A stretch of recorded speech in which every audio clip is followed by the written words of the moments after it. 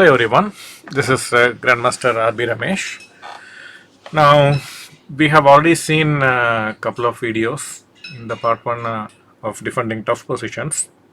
I have explained the psychology and the theory explanation behind how to defend in a difficult situation in a practical game. Not an easy thing to master because by human nature, when we are in a difficult situation, our first instinct is to flight or fight. Usually, like in chess, when we get into a difficult situation, we kind of give up hope. And then we simply accept that, okay, my position is bad and my opponent is good, and most likely I'm going to lose this game. So, most of us kind of give up in a difficult situation.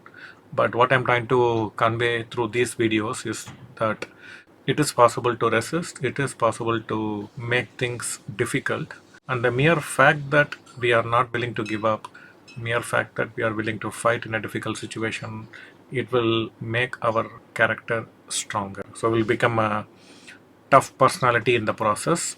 That is also a big gain when we learn how to defend in difficult situations. In the second part, we have seen an example where Black could have defended successfully, which he did not. And in this third part, we are going to see another example. So how I am planning to do these videos is like to give you to take up an important topic, explain all the theory, the psychology behind it, and then trying to emphasize these points with relevant examples. And it is not possible to learn or master one topic, one way of thinking with just few examples or a few words of explanation. So what I would urge all of you to do is listen to these explanations, think about them. If you find any relevant questions, please post it in the comments. I will try to address them. And so with these videos, I'm trying to make it more and more instructional. There won't be much of entertainment value. So this is not for fun. This is largely directed at players who really want to make progress in their chess strength and who are in this for long term. Because one of the things I have seen is most players, they expect quick results without putting in the required effort, and when they don't get the kind of results they expect in few tournaments, they think like, maybe I'm not so good at chess, maybe I cannot make progress, maybe this is not for me, and then they gradually reduce their ambitions, their work ethics fall down drastically, and then slowly they become mediocre players rather than the good players which they are capable of becoming. In my view, I've explained this to most of my students, is like to become a grandmaster is not very difficult. In the sense, if you are willing to work hard, it is not very difficult. Anyone with human intelligence, human brain. So I believe like human brain is the hardware which we already have. So the hardware is already there. What you require to become a grandmaster, it is the software. It is the other skills. It's the persistence, the commitment, the hard work, the dedication. These qualities that is really important, and believe me, these qualities are acquirable. Okay, you can learn to be more hardworking. You can actually improve your concentration. You can be more committed than you are right now, and so on. So once you are in the right frame to learn, and then you put good effort to learn, it is very much possible to master anything. Now let's get to the position. Now here this is a game played between Adiban Bhaskaran from India versus Brett K. Alexander. Happened in ongoing FIDE Grand Swiss in Isle of Man. So it was played in the first round, and Adiban was white, Brett K. Alexander is black. Let's see what happened in the game. Now in this position, it is white to play. Black just put his bishop on e6, developing the piece, protecting the pawn, and also releasing pressure on this pawn.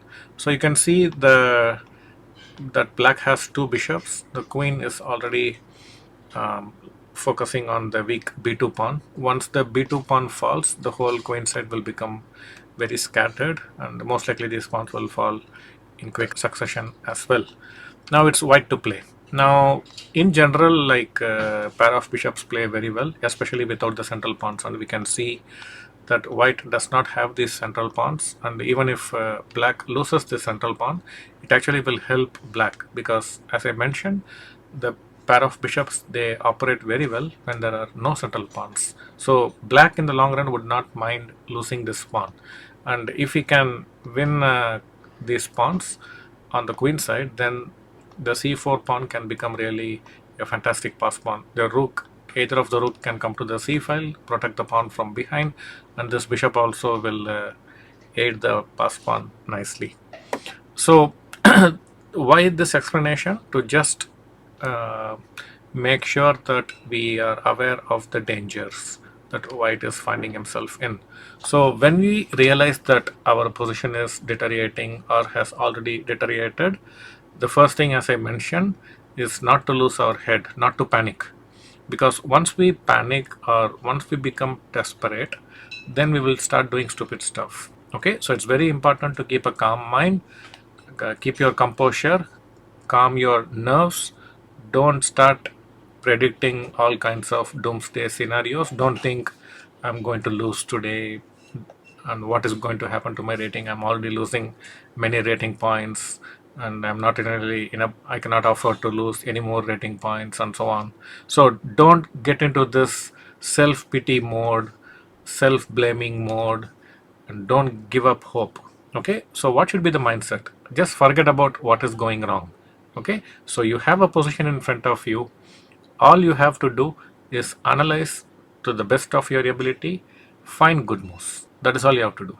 Okay, so just look at the position in front of you with good concentration, try to analyze as best as you can and play the moves. Okay, don't judge too much the evaluation of the position. Don't think my position is lost, or when the other extreme is when we get some advantage, we think, oh, I'm going to win.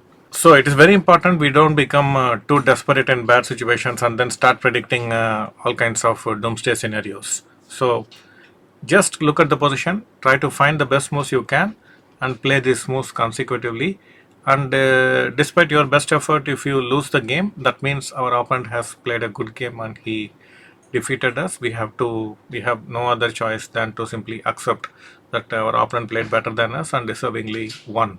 So this way you don't lose confidence after every loss that may happen. Okay, because what is usually I'm seeing very often is when players lose a game, they not only lose the game, but they also lose confidence in their skills. Okay, and then which affects the rest of the tournament.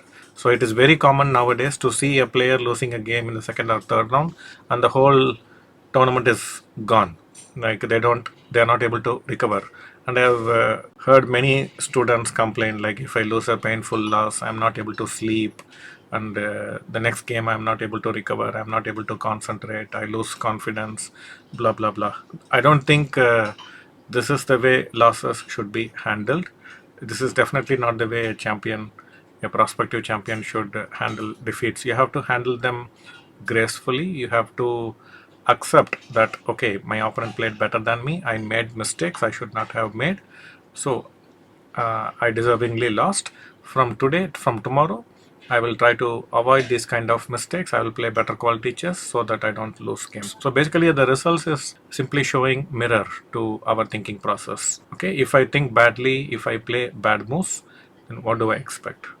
So can I play bad moves and still expect to win?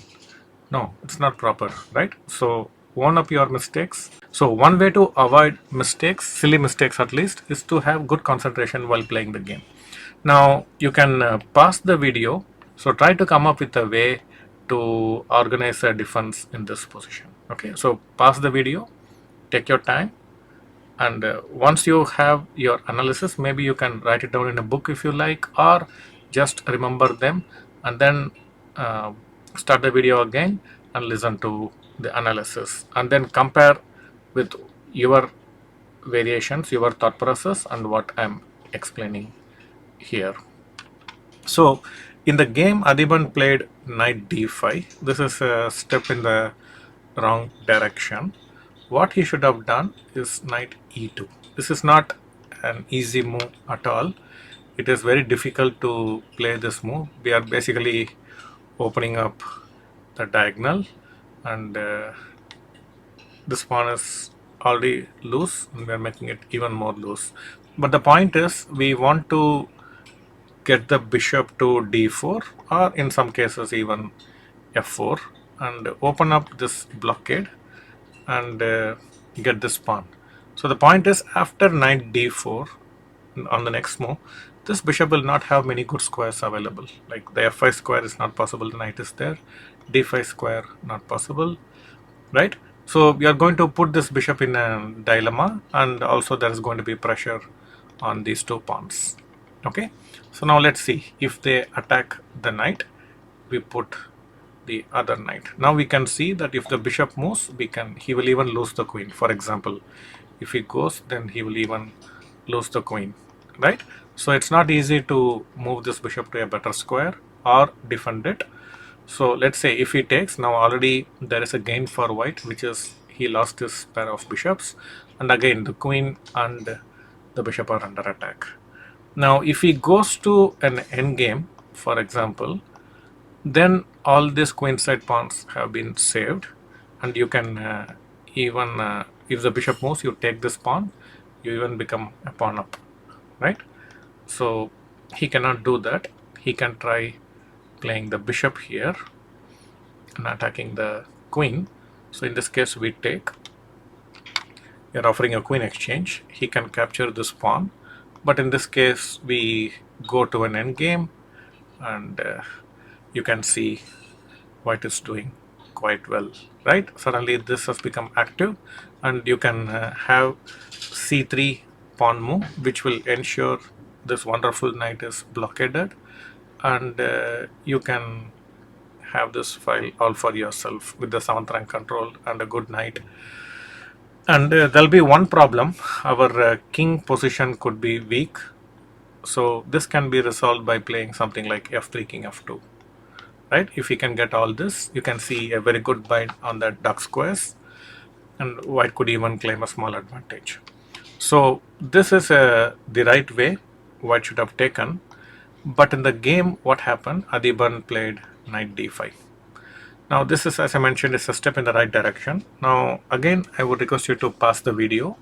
Now put yourself in black situation. You can flip the board, or you can set up the position in a physical chess set, and then try to find the best possible continuation for black.